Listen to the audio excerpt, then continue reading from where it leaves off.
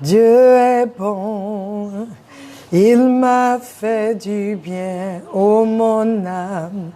Lève-toi et loue le Seigneur. Dieu est bon, il m'a fait du bien, ô mon âme. Lève-toi et loue le Seigneur. Dieu est bon, il m'a fait du bien, ô mon âme. Lève-toi et loue le Seigneur. Dieu est bon, il m'a fait du bien, ô mon âme. Lève-toi et loue le Seigneur. Alléluia. Dieu est bon, il m'a fait du bien. Ô mon âme, lève-toi et loue le Seigneur. Mon esprit, lève-toi et adore le Seigneur. Mon corps, lève-toi et rends grâce à Dieu. Alléluia. Rends grâce à Dieu. Dieu est bon, il m'a fait du bien, ô mon âme. Lève-toi et loue le Seigneur. God is good, He has done me well, oh my Lord. Rise up and praise the Lord, oh my soul. Rise up and praise the Lord. Alléluia. Dieu est bon. Dieu est bon, il m'a fait du bien. Il t'a fait du bien. Parce que tu es là et tu te connectes. Tu commences à inviter. Je t'encourage à inviter beaucoup de gens pour que nous puissions encore répondre ensemble aux questions. Alléluia. Que Dieu nous bénisse. Éternel Dieu, voici ton moment. This is your time. C'est le moment. Saint-Esprit, c'est le moment. Viens et inonde-nous de toi. Couvre-nous de ta présence. Que tout ce qui est contraire à toi soit éloigné. Que tout ce qui est ma pensée à moi, mon opinion à moi, ma sagesse à moi, ma connaissance à moi, soit écarté et que toi tu nous parles. Trouve en moi ce vase dans lequel tu peux manifester ta gloire. Et bénis mon frère, bénis ma sœur, bénis cette personne-là qui attendait ce moment. Que son attente ne soit pas vaine, au nom de Jésus. Alors, bienvenue à la fac, la foi aux questions. Nous avons notre première, je dirais pas, nous avons la sœur Higuette qui nous avait posé une question le mardi dernier. Et Higuette dit, merci pour votre intervention, j'aimerais préciser que nous sommes des nouveaux chrétiens.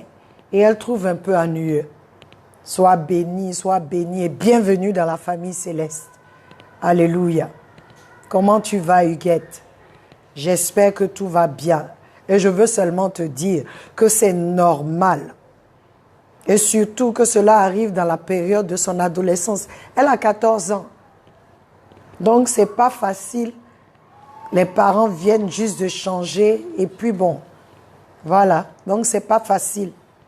La première chose que tu devras faire, c'est de ne pas la forcer. C'est ce que je peux te dire. Ne la force pas. Donne-lui le temps qu'il faut. Et toi et ton mari, j'espère que vous êtes mariés, que vous priez pour elle. Alléluia, afin qu'elle rencontre le Seigneur comme vous l'avez fait, vous les parents. De deux, il faudra voir si au sein de l'Église, il y a un département de la jeunesse. Si oui, alors dirigez-la dans ce département et parlez avec le responsable de la jeunesse qui saura comment l'y intégrer. Quand elle verra les jeunes de son âge en feu pour Jésus-Christ, elle voudra en savoir plus. Un seul bon déclic fera l'affaire. Alléluia. Vous aussi vivez et pratiquez ce que vous apprenez de la parole de Dieu. Ce changement aura un impact positif sur elle. Ayez du temps pour elle et passez des temps de qualité avec elle. Je prie que le Seigneur vous donne la sagesse et la connaissance selon ce qu'il sait de votre fille. Merci et bon courage. Ne vous inquiétez pas. Elle sera bientôt, elle va vous encourager, vous. Par exemple, dans l'église où je suis, nous avons un département de jeunesse dynamique. Et je peux vous dire que tout ce que je fais, comme vous voyez là, ça se passe, c'est la jeunesse. Un groupe de la jeunesse qui le fait avec moi. Tout c'est direct. C'est pour vous dire que c'est possible. Mais il faut qu'elle trouve ceux qui sont bien, ceux qui sont déjà dedans, la jeunesse, ceux qui sont déjà dedans, de son âge, et voir pourquoi est-ce qu'ils sont dedans. Parce que vous, vous êtes sauvés. C'est pas sûr que votre fille soit sauvée. Donc, elle a besoin de faire son expérience à elle. Donc, ne soyez pas découragés. Priez et le Seigneur va répondre. Sois béni, Huguette.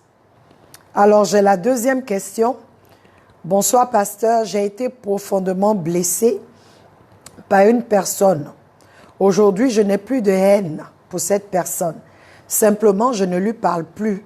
Est-ce du pardon? Bon, je ne peux pas répondre si c'est du pardon parce que toi seul, tu sais pourquoi tu ne parles plus à la personne. Est-ce que tu ne lui parles plus parce que tu as toujours le cœur qui ne va pas, quand tu vois la personne, même s'il n'y a plus de haine, est-ce que tu sens pas la personne, tu vois un peu, ça peut arriver. Mais je vais te dire quelque chose. Ce n'est pas facile, après que l'on t'a vraiment blessé, de renouer aussi facilement.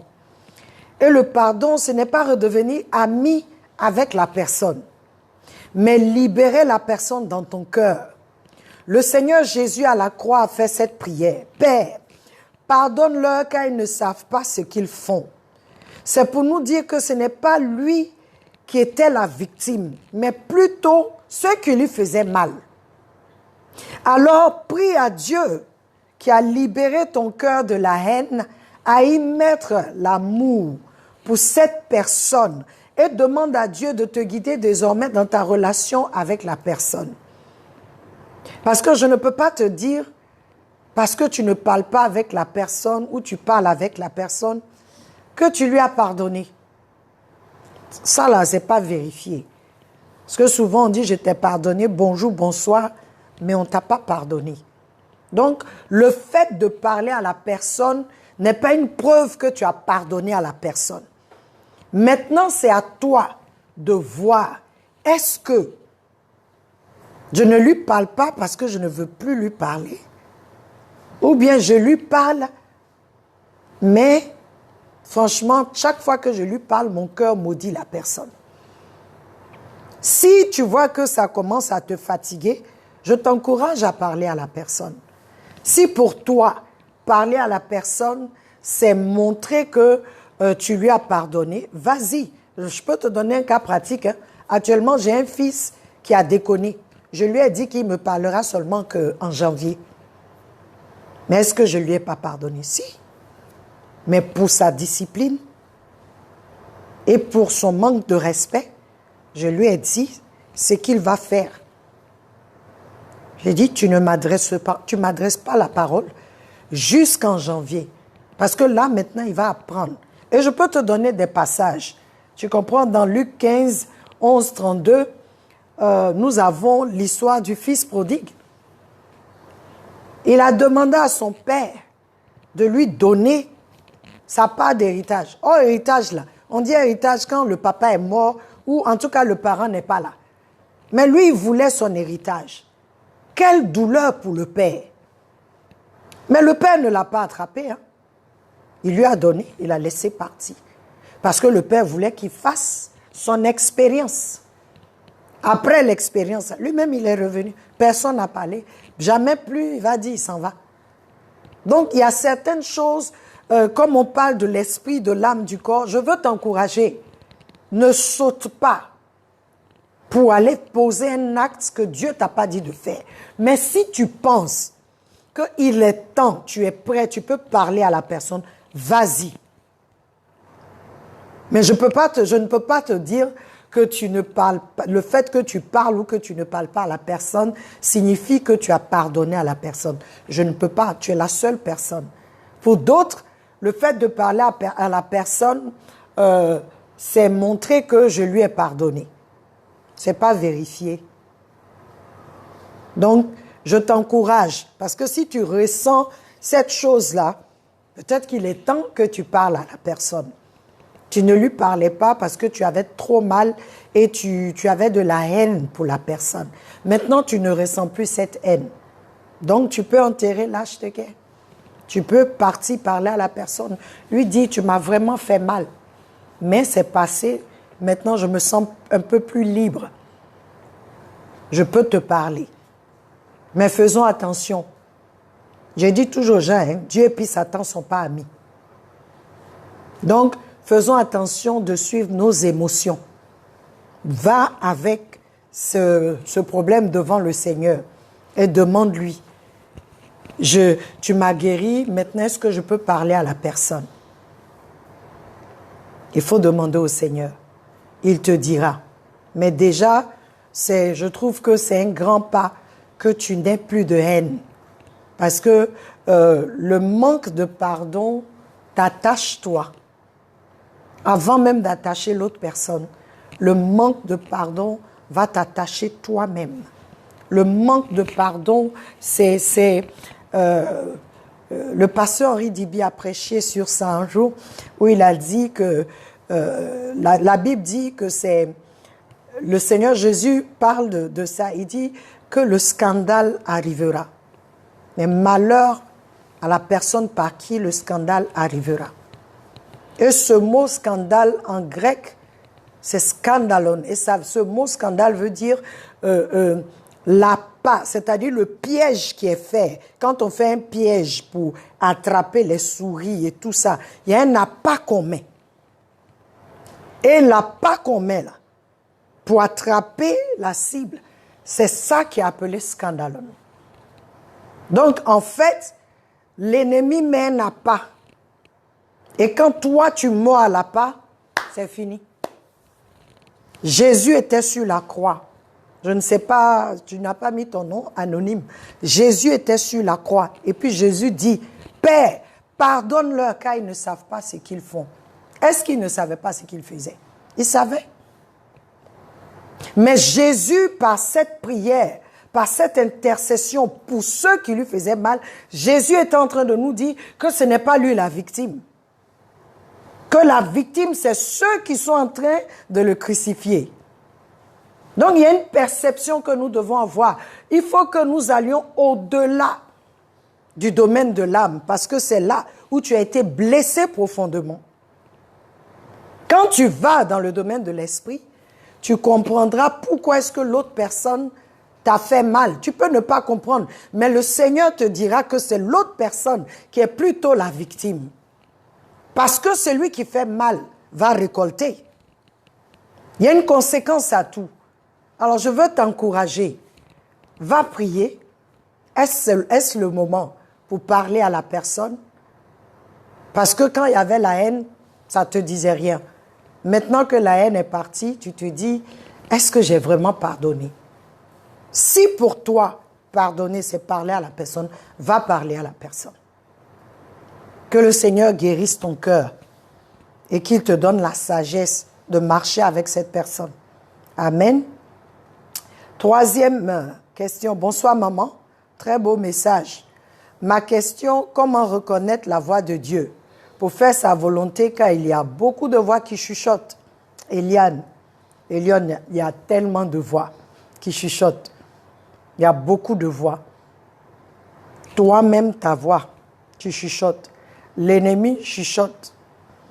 L'extérieur chuchote. Tes amis chuchotent. Le système de ce monde nous parle. Et la parole de Dieu aussi nous parle. Qui suivre? Reconnaître la voix de Dieu, je vais dans Jean 10, 27. Mes brebis entendent ma voix.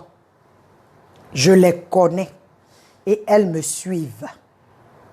Mais avant de dire cela, le Seigneur parlait aux Juifs. Et la première des choses qu'il leur reprochait, c'est leur incrédulité.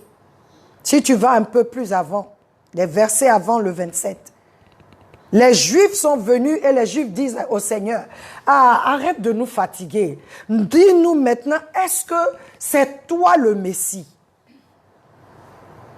Il dit, mais je vous dis depuis, vous ne voulez pas m'écouter. Même les œuvres que je fais, les œuvres témoignent que je suis le Messie.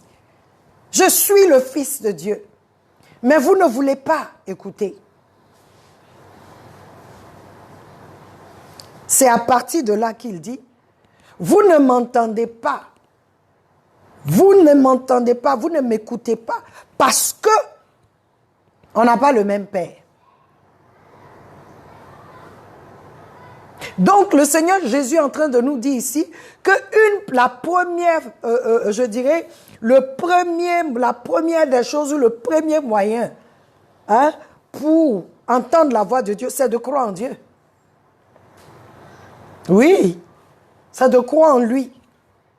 Parce que Dieu ne vient pas te parler, oh ma fille Eliane, il ne vient pas faire ça, mais il pose des actes qui te parlent.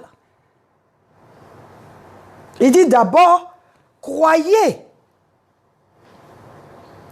Ta foi va ouvrir tes oreilles.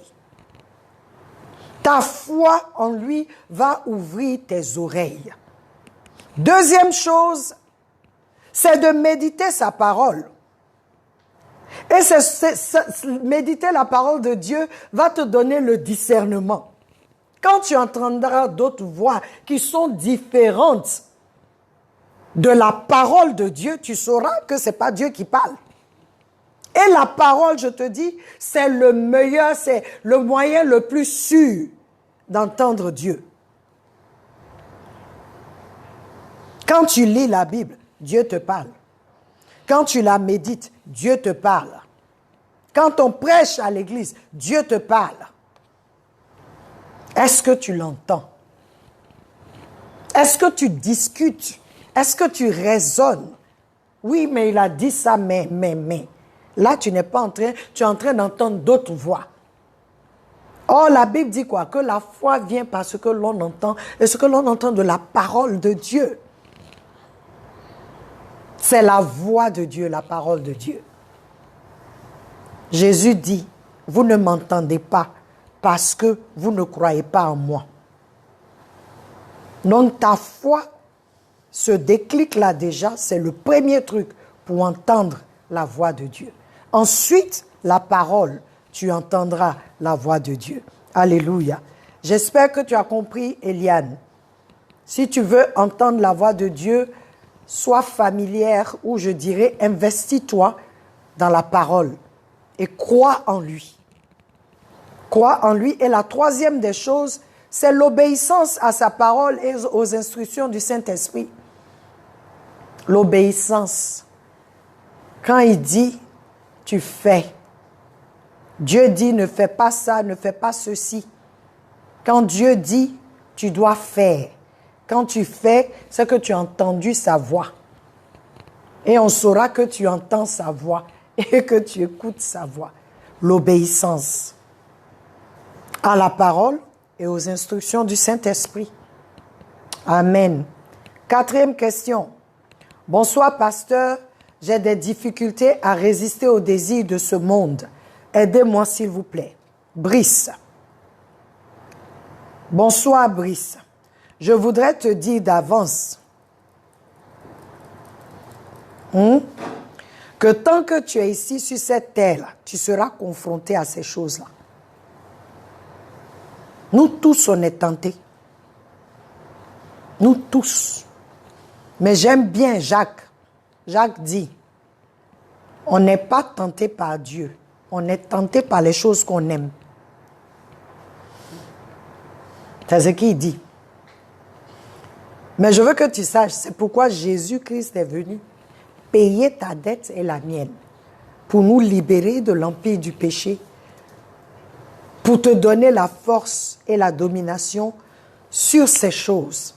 Alors si tu crois en lui, comme Paul, prends la décision de le laisser vivre sa vie en toi. Car seule la vie de Jésus-Christ est capable de vaincre le péché. Ta vie, ma vie, zéro. C'est parce qu'on ne pouvait pas que lui, il est allé à la croix. Parce qu'on ne pouvait pas. Jésus est venu. Jésus n'est pas venu délivrer ta chair. Il est venu combattre celui-là qui avait le pouvoir, la domination. Quand il a vaincu, il t'a donné sa vie. Parce que sa vie, comme je l'ai dit la dernière fois, a été éprouvée et elle a vaincu. Donc c'est cette vie qui a déjà vaincu qu'il nous a donné. Et cette vie en toi, en moi, si je fais confiance à cette vie, alors je pourrai résister.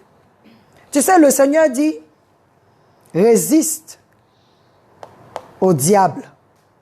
Il dit, fuis la fornication, mais résiste au diable. Moi, je me suis posé la question, mais de fuir la fornication et de résister au diable. J'ai cru que c'était le diable qui était fort.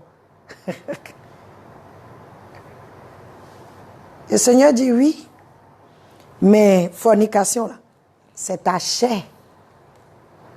C'est ton plaisir, c'est que tu aimes là.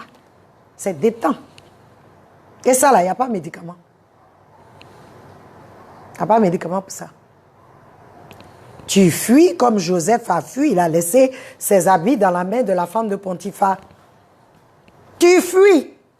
Parce que ça là, quel que soit ce que tu peux dire, tu ne peux pas résister.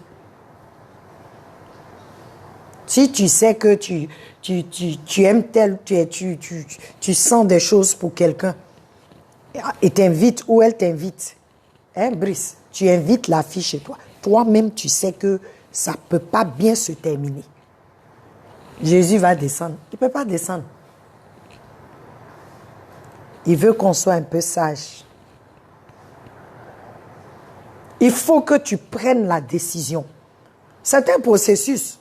Chacun de nous a eu un processus. Pour que je m'asseye ici aujourd'hui pour te dire, faut faire ceci. Chacun de nous a eu un processus. Mais je ne peux pas te parler de mon expérience parce que ce n'est pas ça qui va te sauver. C'est la vie de Christ en moi. Et la vie de Christ en toi qui fera la différence. Chacun doit passer par ce processus-là. Toi-même, tu ne peux pas, et je le répète, laisse Christ loin. Il a appelé Christ, c'est-à-dire celui qui est oint, se manifester en toi. Si celui qui est oint est en moi, l'onction là va détruire, l'onction va annuler, l'onction va faire. Mais si je compte sur moi, je ne peux pas. Il dit,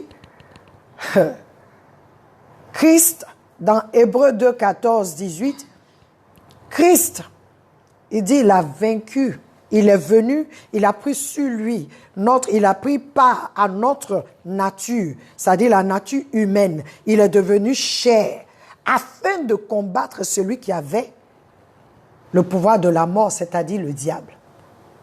Le péché, il a combattu et il a vaincu. De la même manière, tu crois que Christ est Seigneur et tu es sauvé. Je veux que tu mettes ta confiance en sa vie. Et Philippiens 4, 13 nous dit, je peux tout en Christ qui me donne la force. Il n'y a pas de remède. Le seul remède, c'est accepter que Christ vive en toi. C'est pourquoi Paul dit, je suis crucifié avec Christ. Ce n'est plus moi qui vis, mais c'est Christ qui vit en moi. Et la vie que je vis maintenant dans la chair, c'est la vie de Christ que je vis. Il dit, je la vis par la foi de Christ, du Fils de Dieu. Même pas par sa foi. Jésus a vaincu le péché, alors je peux vaincre le péché. Parce qu'il vit sa vie en moi. Amen. J'espère que ça va t'aider. Bonsoir, pasteur. Sans vous mentir, ce fut un temps où j'ai pratiqué le plus vieux métier au monde. parce que j'étais dans les cordes. Aujourd'hui, j'ai rangé ma vie, mais j'ai toujours des regrets. Que faire? Anonyme. Je ne sais pas si c'est elle ou il, mais je veux que tu saches que Dieu se réjouit de celui qui se répand de ses mauvaises voies. Et quand Dieu, tu te répands, Dieu te restaure. Dieu te purifie. Dieu, il fait des choses grandioses dans ta vie. Quand tu te répands sincèrement, tu as fait des choses qui sont peu honorables dans le passé, mais c'est le passé. Nous tous, on a fait des bêtises, ma fille, ou mon fils. Parce que si je m'assois pour te dire, pour moi, là, je ne peux pas m'asseoir ici pour te parler. Mais quand tu te répands sincèrement, quand tu fais le choix de quitter, quand tu dis ce truc-là, je ne veux plus. Seigneur, je compte sur toi. Il y a de la joie dans le cœur du Père. C'est tout ce que Dieu cherche. Dieu n'est pas venu pour nous condamner. Jésus dit ça. Il dit, je ne suis pas venu pour ceux qui sont bien portants. Je suis venu pour les malades. Comme tu étais, comme j'étais. Mais aujourd'hui, tu t'es rangé. J'espère que tu es sauvé, que tu as donné ta vie à Christ. Si tu as donné ta vie à Christ, si on va dans le livre là, on ne verra même pas ce que tu as fait. Ça sera effacé. Parce que le sang de Jésus a tout effacé. Alléluia. Et dit, si nous confessons nos péchés, il est fidèle et juste pour nous les pardonner et nous purifier de toute iniquité. Celui qui accuse là, c'est Satan. C'est lui qui fait que tu as quitté, mais tu regrettes encore. Bon, dis-moi, ton regret là, ça va arranger quoi?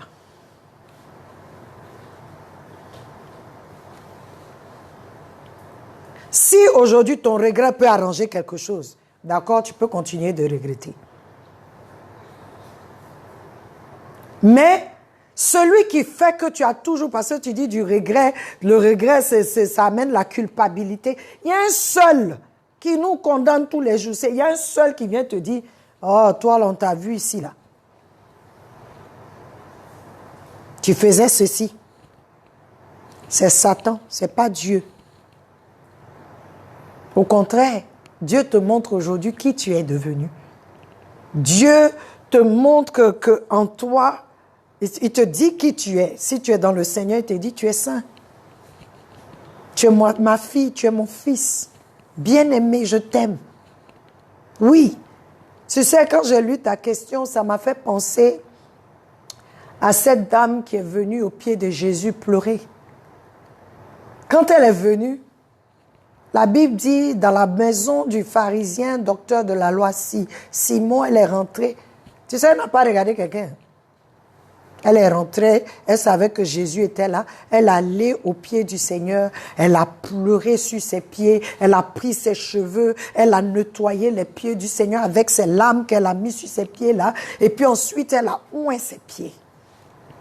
Et puis Simon dit, si Jésus était vraiment un prophète de Dieu, il saurait que cette femme était une femme de mauvaise vie.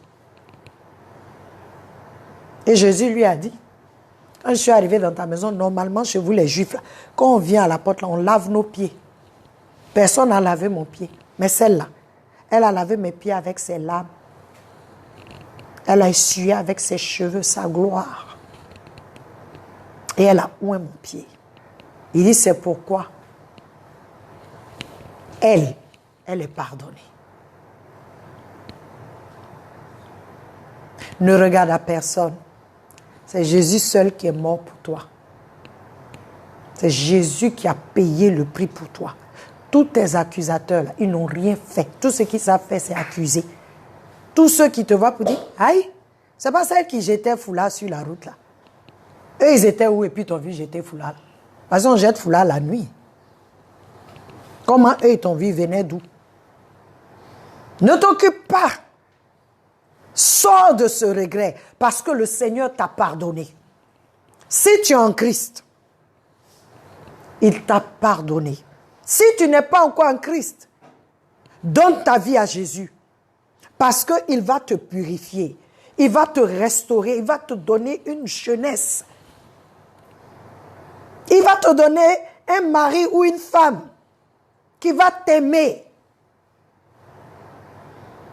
comme il se doit. Donc je veux t'encourager, sors de ça là. Sors de ces regrets et commence à aller de l'avant. Commence à aller de l'avant avec ta vie. Paul dit dans Romains 8:1, il n'y a donc maintenant aucune condamnation pour ceux qui sont en Jésus-Christ. Dieu ne te condamne pas. Je finis avec ce dernier exemple. On a attrapé une dame dans l'adultère. Elle seule, elle commettait l'adultère. Elle seule. Parce que c'est elle qu'on a amenée pour lapider. Donc je ne sais pas son adultère là, c'était comment. Parce que c'est elle seule. Et ils veulent la lapider. Pendant que la loi dit, les deux là doivent être lapidés. La Bible dit, ils sont venus trouver Jésus. Oh Seigneur, je veux te rendre grâce, bénis ton Saint-Nom pour ton amour. Ils sont venus demander à Jésus. Moïse dit, quand on attrape quelqu'un comme ça, là, on tue en même temps. Jésus dit, je ne sais pas ce qu'il a écrit devant tout le monde. On peut extrapoler. Toi, hier, tu as dormi où? Il a mis devant l'autre. Toi, tu as volé dans le temple. Toi. Il a écrit, on dit c'est abaissé, il a commencé à écrire par terre. Jésus n'a pas parlé, mais chacun d'eux a fait demi-tour, du plus grand au plus petit. Ça veut dire, il a révélé à chacun qui ils étaient. Ne regarde pas ceux qui te pointent le doigt. J'ai ce truc-là. Quand je pointe le doigt comme ça, tu vois 2 doigts qui vont devant. Et puis les 3 autres là viennent contre moi-même. Ça veut dire que je dois m'examiner plus d'abord. Tu comprends? Ne sois plus dans le regret. Commence à avancer avec Jésus. Commence à marcher avec Jésus. Comme cette femme. Il dit, va et ne pêche plus. C'est pas qu'elle n'avait pas péché, hein? Mais il dit, lui là, il est venu pour sauver, n'est pas venu pour détruire. Et puis d'abord, leur jugement n'était pas juste, parce qu'elle était seule. Elle seule là, elle n'a pas commis l'adultère. Les gens diront, même ceux qui faisaient le métier là, avec toi.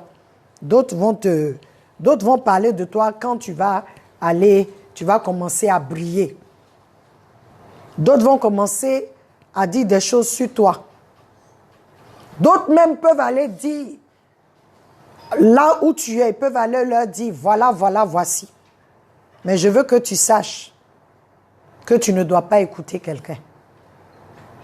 Tu ne dois regarder personne. Fais confiance à Dieu. Amen. Sois béni anonyme. 6e question.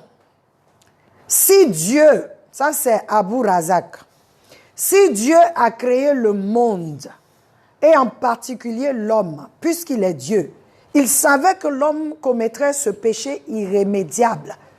Déjà, tu as une erreur ici, irrémédiable, qui le condamnerait à vivre dans le péché. Pourquoi alors l'avoir quand même fait naître? Il savait sans doute avant toute chose que cela se passerait ainsi. Oui, Dieu savait, il est Dieu. C'est comme quand les parents viennent ensemble. Ils savent que s'ils viennent ensemble, maman peut être enceinte. Il veut l'enfant. Tout le monde veut enfant. Mais tu sais que l'enfant là peut déconner. Donc, parce que tu sais que l'enfant va déconner, tu ne fais plus enfant. Hein? Non.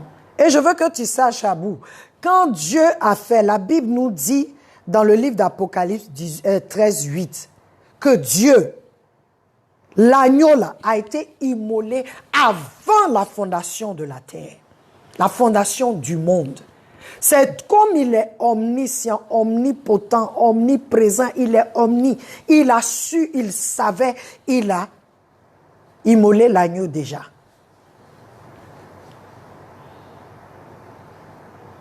Et il a fait l'homme. C'est comme s'il a fait ses enfants, il veut. Mais il a créé l'homme à son image et à sa ressemblance. Ça veut dire, à son image et à sa ressemblance, il fait un être qui a sa propre volonté. Parce que Dieu est libre. C'est pas, Dieu ne fait pas de robot. Hein?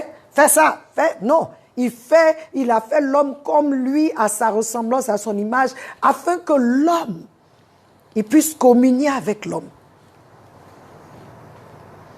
Mais l'homme a choisi. Sinon, dans le jardin, il y avait 2 arbres. L'arbre qui a le fruit de la vie et l'autre, le fruit là, de la connaissance du mal et du bien. Pourquoi ils ne sont pas allés manger où c'est la vie là? Ils sont allés prendre l'autre. Et dans le jardin là, ils n'avaient pas de connaissance du mal ou du bien. Non. Mais Dieu qui sait, il a donné le libre arbitre à l'homme. Parce que lui, Dieu aussi, il est libre. Alléluia.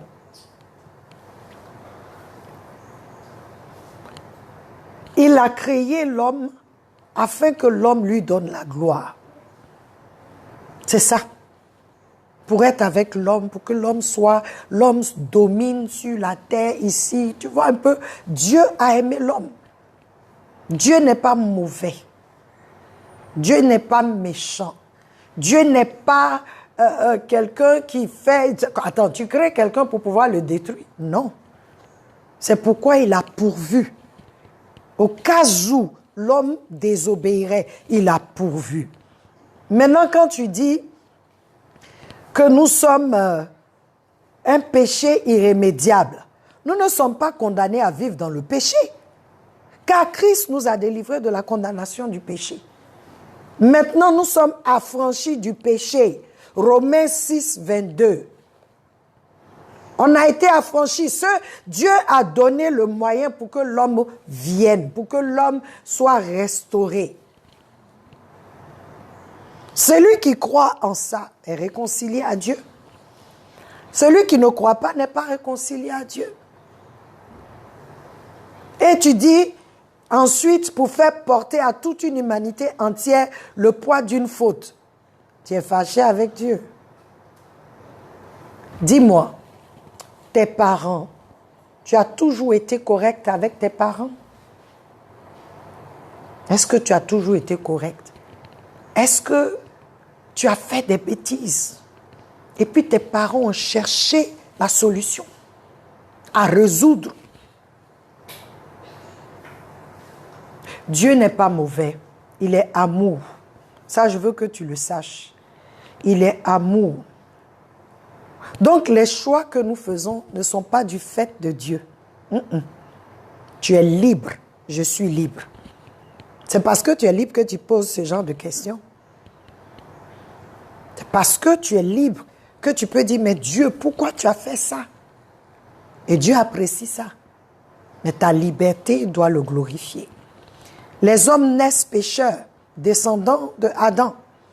La Bible nous dit dans Romains 5, 12, c'est pourquoi, comme par un seul homme, le péché est entré dans le monde, et qu'ainsi la mort s'est étendue sur tous les hommes, parce que tous ont péché. On a tous péché à cause d'Adam. Mais Dieu continue, 18, 19, que de la même manière, le péché est rentré par un. De la même manière, la vie est rentrée aussi par un. Maintenant, tu as le choix. Il met devant toi, choisis la mort ou la vie. Et Dieu t'encourage à choisir la vie. Alléluia. Dieu n'est pas méchant, il est amour. Parce qu'il est amour, il voulait faire des êtres avec lesquels il pouvait communier, il pouvait avoir un temps. Avoir des êtres, lui, il est le Dieu de l'univers. Et puis il te dit, bon, toi, c'est comme dans une entreprise, dans une entreprise familiale. Le papa est à la tête, mais il donne des départements à chaque fils. Dieu dit, la terre, là, c'est pour toi, homme. Domine sur la terre. Représente-moi ici. Donc, je veux t'encourager. Dieu est amour. Dieu n'est pas Satan. C'est Satan qui dit, tiens, mais dans tiens là, il y a un autre truc derrière pour pouvoir te détruire. Dieu, quand il dit, tiens, c'est pour toi, c'est pour que tu sois bien. Il connaissait, c'est vrai, mais il a pourvu. Et comme nous sommes des êtres libres, il ne peut pas se régner lui-même. Il nous crée à son image et à sa ressemblance et il fait de nous des automates. Ça, ce n'est pas Dieu. D'accord? Il faut pardonner à Dieu si tu es fâché avec lui. Mais il a pourvu la solution. Amen. Abou Razak soit béni. 8. Je ne comprends pas pourquoi je n'ai pas de réponse quand je prie. Merci cordialement. J'espère que vous allez me répondre et que Dieu vous bénisse. Oui, je vais te répondre anonyme. Vous savez, pour que Dieu vous exauce, il faut prier selon sa volonté. Ça, c'est un. Il faut prier selon sa volonté. De deux, il y a des prières là, que Dieu nous dit, attends. Et puis non, là, c'est réponse aussi. Hein. Non, c'est réponse. Tu as compris? Maintenant, il y a des temps où Dieu dit, attends. Quand il ne répond pas, peut-être que ce n'est pas le moment. Mais personne ne prie et Dieu ne répond pas. Dieu répond toujours. Si tu cries à lui d'un cœur sincère, Dieu répond. Je veux t'encourager à chercher la face de Dieu. Je ne sais pas quels sont les genres de prières que tu fais. La semaine, le samedi, on aura les prières.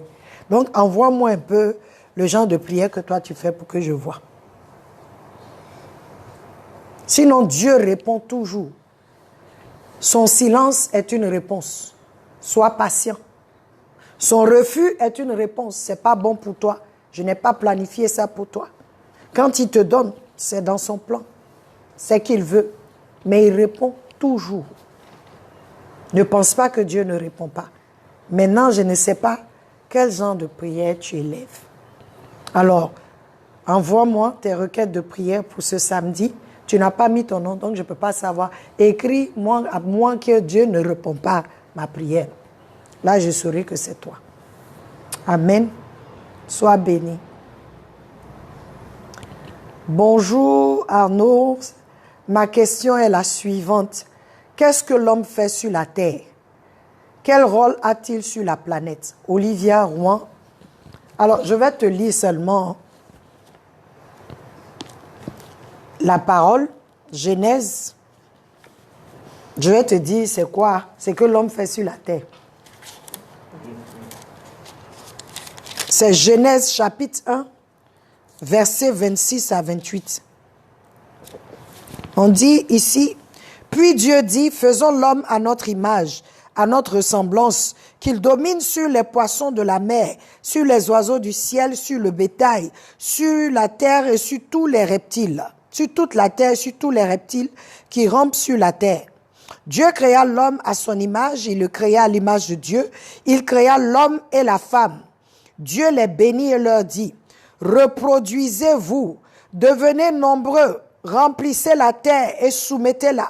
Dominez sur les poissons de la mer, sur les oiseaux du ciel et sur tout animal qui se déplace sur la terre. » Dieu dit aussi, « Je vous donne toute herbe. » Bon, là, ça parle de ce que Dieu donne. Donc, je viens de te lire ce que l'homme fait sur la terre. Dieu a créé l'homme à son image et à sa ressemblance pour être comme Dieu sur la terre, pour dominer, remplir toute la terre. Lui-même, il a fait tout et il a mis l'homme. domine sur la terre, remplit la terre, occupe toute la terre. Je te donne la domination sur la terre, sur les oiseaux du ciel. Aujourd'hui en Jésus, tout ce que tu lis sur la terre, il lit dans le ciel. C'est pour être comme Dieu. L'homme est sur la terre pour prendre soin de la terre, pour vivre sur la terre, pour représenter Dieu sur la terre. C'est ça ton rôle. Mais tu ne peux pas le représenter si tu n'es pas en relation avec lui. On le représente selon les instructions qu'il nous donne. Parce que la terre appartient à Dieu. Ce n'est pas l'homme qui a créé la terre, c'est Dieu. Donc il va nous demander de rendre compte. Pourquoi toi tu es sur cette terre? Il y a un propos pour ta vie. Aucun être humain ne vient sur cette terre sans objectif. Il y a un objectif pour toi. Dans quel domaine dois-tu dominer? Dois-tu régner? Dans quel domaine dois-tu manifester tu dois être l'image et la ressemblance de Dieu. Tu as un objectif sur la terre. J'espère que tu as compris, Olivia. Va relire Genèse 1, 26 à 28. Et tu sauras pourquoi l'homme est sur la terre. Dans le chapitre 2, quand Dieu a formé l'homme, il lui a dit de s'occuper de la terre. Donne le nom aux animaux, parce que c'est toi qui domines ici. Ce que toi, homme, tu décideras sur la terre, c'est ce qui se fera. Mais un homme qui n'est pas en relation avec lui va détruire la terre. C'est ce qu'on voit actuellement. C'est ce qui se passe. Je t'encourage à aller lire encore Genèse chapitre 1, 26, 28. Question 10. Il dit, bonjour, pasteur, s'il vous plaît, expliquez-moi la parole de Jésus qui aurait dit qu'il est difficile à un riche d'entrer dans le royaume des cieux. Connaissant les dégâts de la pauvreté, je vous signale que la pauvreté matérielle tue des millions de personnes dans le tiers-monde. Que signifie être riche selon Jésus? Franck Quadio. On va lire le texte. Marc, je veux qu'on lise Marc 10. Marc 10, 17 à 27. Je te donne, parce qu'il y a le contexte dans lequel le Seigneur a dit. Le Seigneur a dit, c'est l'histoire du riche. Riche, en anglais on dit de rich young ruler. Alors, 10 à partir du verset 17. Le jeune homme, l'homme riche, qui est venu à Jésus, qui veut suivre Jésus. Jésus était très content. Et Jésus lui dit, mais tu n'as pas besoin de venir derrière moi, fais ce que les commandements disent. Il dit, mais je fais ça, j'observe ça depuis ma jeunesse. La Bible dit, Jésus le regarda et dit, vends tout ce que tu as et puis suis-moi. Alors c'est devenu compliqué.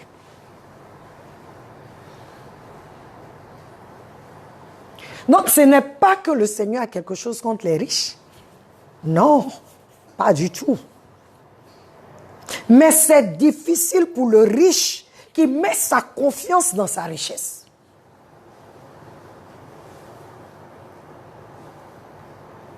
Le riche qui se dit il est devenu riche de par lui-même. C'est pas Dieu n'a rien fait. C'est lui qui a groué. Il a grouillé. Et puis il est devenu riche. Il s'est saisi des opportunités qui sont arrivées. Où est Dieu dans ça? Celui-là, il ne peut pas rentrer au ciel. Parce que lui-même, il est devenu Dieu pour lui-même. Ce jeune homme n'a pas voulu suivre Jésus parce que Jésus lui a dit, vends tous tes biens et suis-moi. On dit, il est reparti, le cœur triste. Comment il peut me dire de vendre tout ce que j'ai? Donne aux pauvres. Jésus dit, donne aux pauvres. Parce que moi, Jésus, que tu veux suivre là, ma vie là, c'est pour les pauvres. C'est pour amener le pauvre à être riche. Amener le faible à être fort. Ma vie te plaît, mais ma vie là, c'est consacré pour le bien-être des autres. Le riche dit qu'il ne peut pas. C'est pourquoi le Seigneur dit, il sera difficile. Mais si tu continues la lecture, l'un des disciples a dit, ah, donc c'est compliqué, qui peut être sauvé? Jésus dit, aux hommes, c'est impossible, mais à Dieu, tout est possible. Dieu veut que les riches... Regarde Joseph d'Arimathée, il était riche. C'est lui qui est venu prendre le corps du Seigneur pour aller mettre dans sa tombe. C'était un homme riche. Mais un homme riche qui avait une relation avec le riche des riches. Qui utilisait ce qu'il avait pour le royaume. Donc ce n'est pas un problème contre les riches. Non, pas du tout alors. Je veux t'encourager. Maintenant, les pauvres dont tu parles, il y aura les pauvres. Ils appartiennent à Dieu. Si tu te souviens, dans le livre de l'histoire du riche, de l'homme riche et de Lazare le pauvre. Quand il disait dans le sein, il appelait à Abraham de l'aider et que Lazare puisse mettre son doigt dans l'eau. Hey, Abraham dit, chacun de vous a eu sa part. Chacun de vous a eu sa part dans le monde. Lui là, il est là où il doit être maintenant. Les pauvres qui sont là, c'est pour que nous les riches là, quand on se dit riches, je dis riches, pas matériellement, nous puissions leur annoncer la bonne nouvelle. C'est pour que nous puissions aider les pauvres, ceux qui en ont. Mais le monde, aujourd'hui, les hommes sont devenus tellement méchants. Tout c'est pour moi, c'est pour moi, c'est pour moi. Mais pourtant, le jour où tu meurs, rien ne va dedans. Donc, les pauvres que tu vois, c'est Dieu qui nous appelle à tendre la main. Il dit, celui qui donne aux pauvres, prête à Dieu. Donc, ne cherchez pas à aller être riche n'importe comment. Parce que la Bible dit que c'est Dieu qui donne le pouvoir d'acquérir la richesse. Si tu es riche et que ce n'est pas par Dieu, c'est par Satan, mon frère, à la fin tu seras avec lui aussi. Donc je t'encourage. Être riche, c'est cette richesse, c'est celui-là, celle-là, qui donne la vie aux autres. J'ai donné un témoignage ici. Je voulais faire quelque chose. Et le Seigneur m'a dit, la vraie richesse, ce sont les vies que tu auras changées. Les vies que tu auras impactées, transformées. Les hommes et les femmes que tu auras aidés à atteindre l'objectif de Dieu dans leur vie. Ce n'est pas dans les bling-bling. C'est pas mauvais. Mais le plus important, le Seigneur nous dit, c'est que la vraie richesse, c'est la vie de ton frère que tu améliores. Donc je t'encourage. Le riche, c'est celui qui donne vie comme Jésus. Sois béni. 11e question, nous avons presque fini. Bonsoir maman, mon désir est de marcher selon l'Esprit de Dieu. Priez pour moi. Ma question, j'aimerais savoir pourquoi Jésus dit dans Marc 13:13. Et vous serez haïs de tous à cause de mon nom, mais celui qui persévère jusqu'à la fin sera sauvé. Tu as posé 2 questions. Et à un certain moment, Paul dit dans Philippiens 2:12, travaillez à votre salut avec crainte et tremblement. Donc le salut n'est jamais définitivement acquis et les œuvres sont nécessaires. Francis San Pedro. Francis, Éphésiens 2, 8, 9. C'est par la grâce que vous êtes sauvés, par le moyen de la foi. Ce n'est point par les œuvres, afin que personne ne se glorifie. Donc les œuvres ne peuvent en aucun cas, en aucun lieu te sauver. Sinon, on allait continuer sous la loi. Il y a des gens, ils sont très gentils, hein? Ils sont très bons. Mais la Bible dit, c'est qui te sauve, toi et moi, le salut. C'est notre confiance, c'est notre... quand je crois en Christ, quand je reçois Christ comme Seigneur et Sauveur, il dit, c'est par la grâce. Ça veut dire que ce n'est pas une œuvre, ce n'est pas mérité. Et il dit, par la grâce, par le moyen de la foi. Ce n'est point par les œuvres, afin que personne ne se glorifie. 1 Corinthiens 3, 13, 15 dit, l'œuvre de chaque homme sera manifestée, car le jour la fera connaître, parce qu'elle sera révélée. Je vais te lire ça, pour que tu... Parce que je vois que tu es en train de te tromper. 1 Corinthiens 3,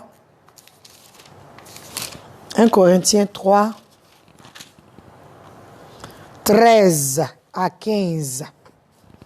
Il dit ici, l'œuvre de chacun sera dévoilée. Le jour du jugement la fera connaître, car elle se révélera dans le feu et l'épreuve du feu indiquera ce que vaut l'œuvre de chacun. Si l'œuvre que quelqu'un a construite sur le fondement subsiste, il recevra une récompense. Si son œuvre brûle, il perdra sa récompense. Lui-même sera sauvé, mais comme au travers d'un feu. Ton œuvre va manifester que tu es sauvé. Mais encore, comme je dis, il y a parmi nous d'autres qui feront des choses. Mais ce jour-là, chacun de nous, nos œuvres seront éprouvées par le feu. Est-ce que c'est de Dieu? Est-ce que c'est Dieu ou pas? Alléluia. Mais ton œuvre, je veux que tu saches, n'est en aucun cas le moyen pour que toi tu sois sauvé ou que moi je sois sauvé. C'est l'œuvre de la croix. Ce que Jésus a fait à la croix, c'est ce qui va te sauver, ce qui va me sauver. Amen. Question 12. Déterminé à marcher selon l'esprit. Je suis un nouveau chrétien, Aristide. Combien d'heures de prière un chrétien doit-il avoir en moyenne dans la journée? J'ai mis, ta prière c'est de 0 à 24 heures. Alléluia. Aristide, la prière, ce n'est pas un rituel. C'est la communion avec Dieu. C'est se lever quand tu ouvres les yeux. Merci Seigneur, tu es merveilleux. Je me suis réveillée, tu m'as réveillée. Merci. Je sens mes membres, mes yeux même bougent. Ma bouche même te parle, je respire. Merci. Tu vois, c'est ça la prière. Il y a plusieurs modèles, mais la première prière, c'est la communion avec Dieu. La communication avec Dieu. Donc, je ne peux pas te dire, à chaque moment, tu dois être en prière. Le temps que tu prends dans ta chambre avant de sortir, même quand tu sors, tu es toujours, merci Seigneur. Oh Père, guide-moi, dirige-moi, ta faveur. C'est ça. C'est ça. Donc, je ne peux pas te dire, il y a les heures de prière. Il y a d'autres qui vont te dire, lève-toi à minuit, lève-toi à 2 heures du matin. Mon frère, tu parles à ton papa. Donc, je n'ai pas d'heure. Parce que les heures, là, c'est ta relation, ton intimité avec Dieu qui fait qu'il te donne une heure particulière où il veut te rencontrer. Alléluia. Merci Seigneur. On a presque fini. Et tu dis, comment résister à la tentation de ce monde? Conseil pratique. Je vais te donner le conseil pratique là. Éloigne-toi des choses qui peuvent te tenter. et approche-toi et investis-toi dans les choses de Dieu. Tu ne peux pas chasser les manias en restant dans les manias. Les mouches ne viennent pas sur un plat qui est très chaud. Conseil pratique. Ne viennent pas dessus. Quand c'est très chaud là, ils peuvent aller autour, mais s'approcher, venir dedans là. Ils ne peuvent pas. Choisis tes amis dans la maison de Dieu. Choisis tes amis. Ne va pas là où tu sais que tu vas tomber. Ne sois pas avec les gens avec lesquels tu sais que eux là, ils vont t'entraîner. Surtout que tu es nouveau chrétien, ils vont dire, oh arrête tes trucs là, non. Toi qui buvais ici là, qu'est-ce que tu nous dis? Toi qui portais les mini, tu racontes quoi? Ce genre d'amis, tu n'en as plus besoin. Parce que s'ils vont pas t'accepter comme tu es, ils vont vouloir toujours t'attirer. Toi-même, tu dois te retirer d'eux. Amen. C'est ça, mon conseil. Et je t'encourage à aller lire Jacques, le livre de Jacques, chapitre 1, versets 13 à 15. Parce que les tentations, là, c'est ce qu'on aime. Satan ne peut pas te tenter sur ce que tu n'aimes pas. Quand Satan est venu trouver le Seigneur Jésus, après les 40 jours de jeûne, il est venu le trouver, la Bible dit Jésus avait faim. Il avait faim. Tu as faim de quoi? Tu as soif de quoi? C'est ça, Satan vient. Sinon, il ne peut rien contre toi. Jésus l'a vaincu. Question 13. La prière d'un chrétien peut-elle être exaucée si de son côté, il ne mène aucune action selon qu'il est écrit, à tes résolutions répondra le succès? Dieu. En fait, anonyme, toi, en un mot, tu es en train de me dire, aide-toi, Dieu t'aidera. C'est ce que tu es en train de me dire. Ce passage qui est écrit dans le livre de Job 22-28 est mal traduit en français. Quand en anglais, voici ce qu'il dit. You shall decree a decree. You shall declare a decree. And it shall be established. Tu vas déclarer un décret et le décret sera établi. Mais c'est le décret de qui que toi tu vas déclarer?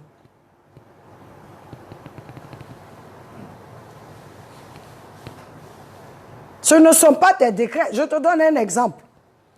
Quelqu'un veut prendre Papa Dibi. Une femme assez. Et puis tu lui dis, à tes résolutions répondra le secret, le succès. Sa résolution, c'est de prendre le mari de quelqu'un d'autre. Et puis tu dis quoi? Elle n'a qu'à faire quoi? Ou ta résolution, c'est d'arracher la femme du monsieur. Ta résolution, non. C'est pourquoi ce n'est pas juste.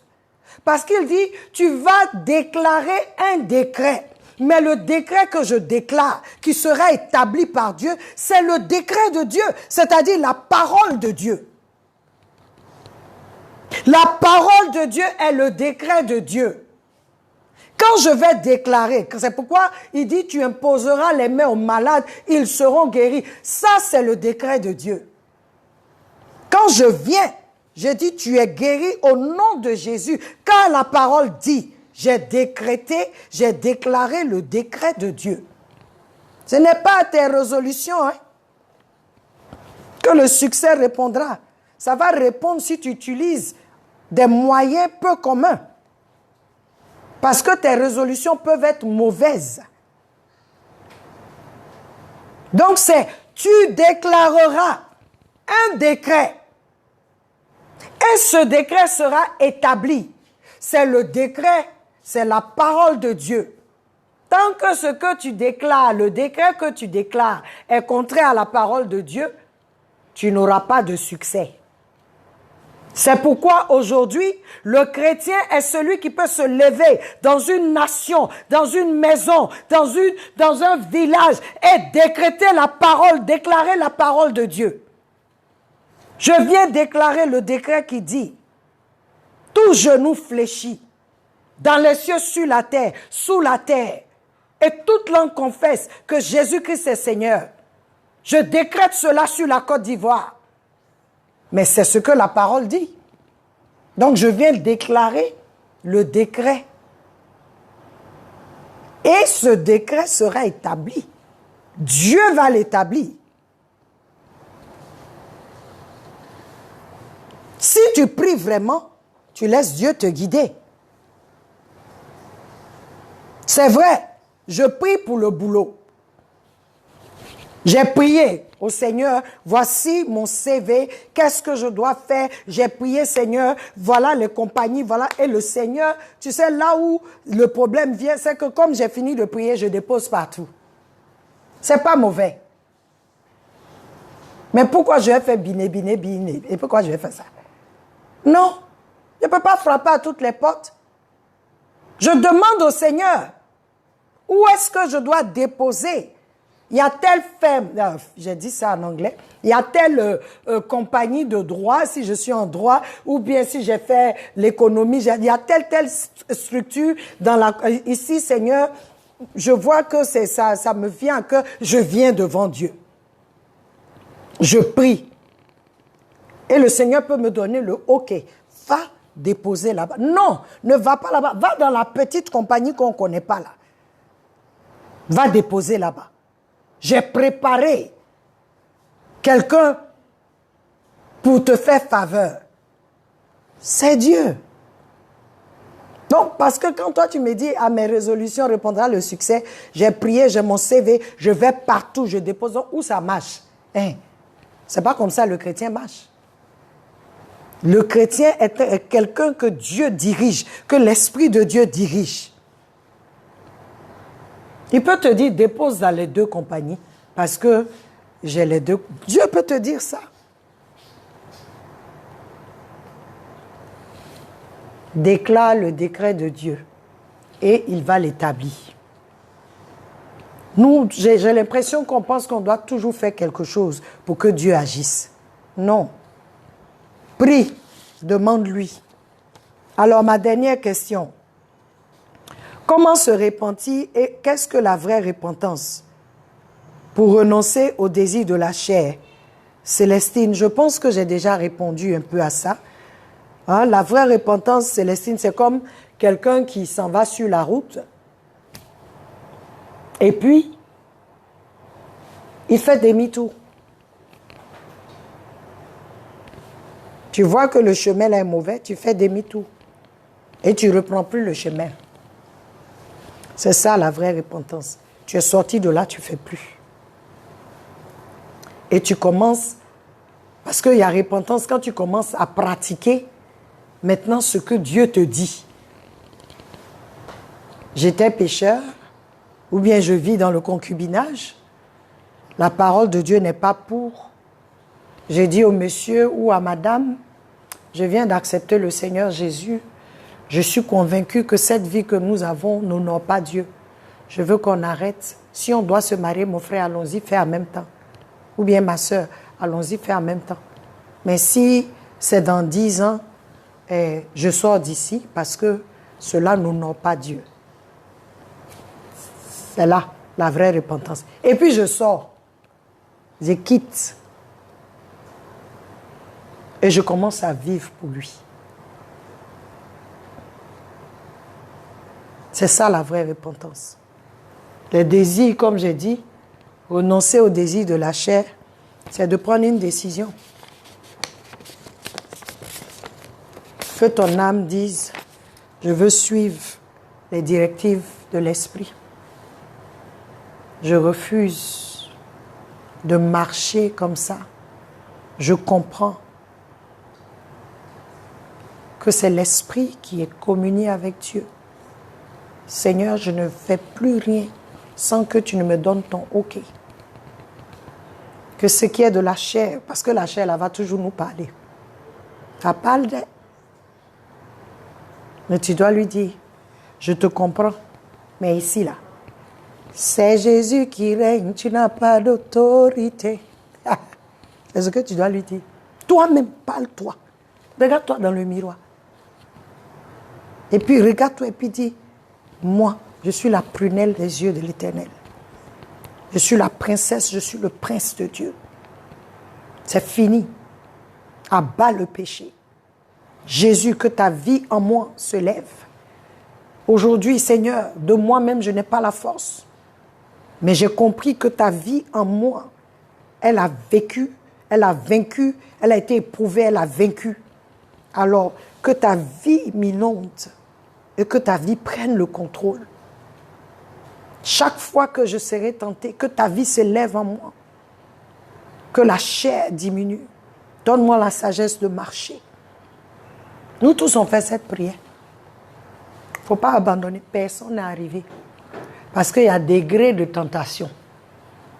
Degrés de tentation. Peut-être que maintenant, tu n'es plus tenté avec l'impudicité, mais il y a des degrés d'orgueil qui vient. Il y a autre chose qui arrive. Il y a toujours. C'est pourquoi on doit être soumis au Seigneur. Alléluia. Que Dieu vous bénisse. Nous avons fait plus d'1 heure. Ce sont les questions. Et il faut répondre aux questions. Je prie que l'Éternel vous bénisse. Je prie que chaque personne qui a posé sa question soit satisfaite. Et je veux vous encourager. Le samedi, c'est le temps de prière.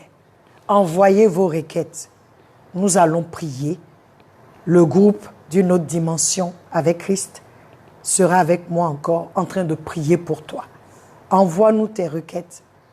Tout ce qui te passe, tout ce que tu veux que le Seigneur fasse, envoie-nous ces requêtes parce que le Seigneur dit, fais connaître à Dieu tes préoccupations afin que ta joie soit parfaite en Christ.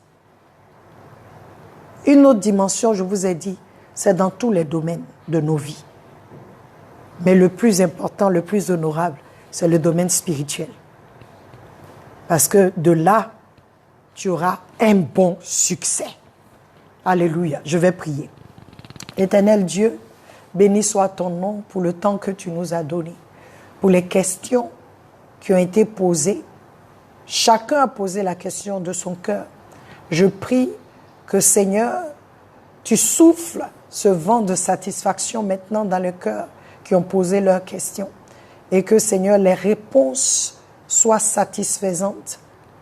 Je prie spécifiquement pour Abou Razak, afin que, Seigneur, il sache que tu l'aimes et que tu aimes l'homme. Tu n'as pas créé l'homme pour le détruire ni le condamner. Tu as créé l'homme pour communier, pour avoir une intimité avec l'homme.